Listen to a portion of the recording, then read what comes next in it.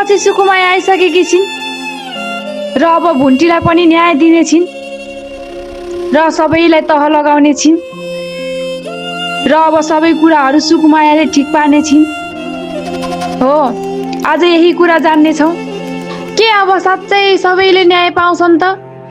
सुकुमाया आइसकेकी छिन्। अब हामी यो पनि आशा गरौँ भुन्टीलाई जति पनि दुःख दिएका थिए उनको श्रीमान अर्कै युवतीसँग लागेका छन्।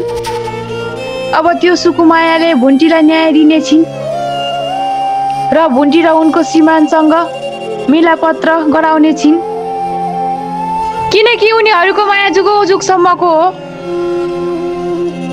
र त्यही भएर उनीहरूको बिछोड कहिले हुने छैन र सुकुमाया आएको देख्दा खुसी लागेको छ र अब सुकुमायाले भुन्टीलाई खोजेर ल्याउनु पर्यो र भूपेन्द्रको भाउजूलाई र जेरी बनौदीलाई सबक सिकाउनु पर्यो। अब भुन्टीले न्याय पाउने भइन् र भुन्टीलाई न्याय दिनु पर्यो र भुन्टीको जेठानी र भूपेन्द्रको तरुणीलाई ठिक पार्नु पर्यो र अब भुन्टी भेटिने छिन् भन्ने आशा पनि पलाएको छ।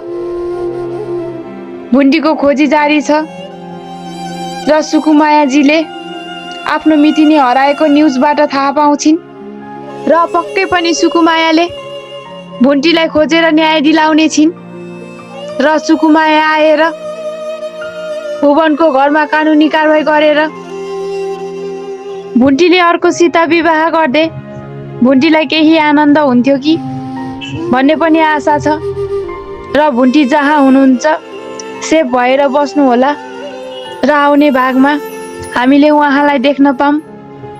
सुकुमायाले अवश्य खोजेर ल्याउनु हुनेछ, हामी यही आशा गर्छौँ। हस्त धन्यवाद। तपाईहरुलाई भिडियो कस्तो लाग्यो?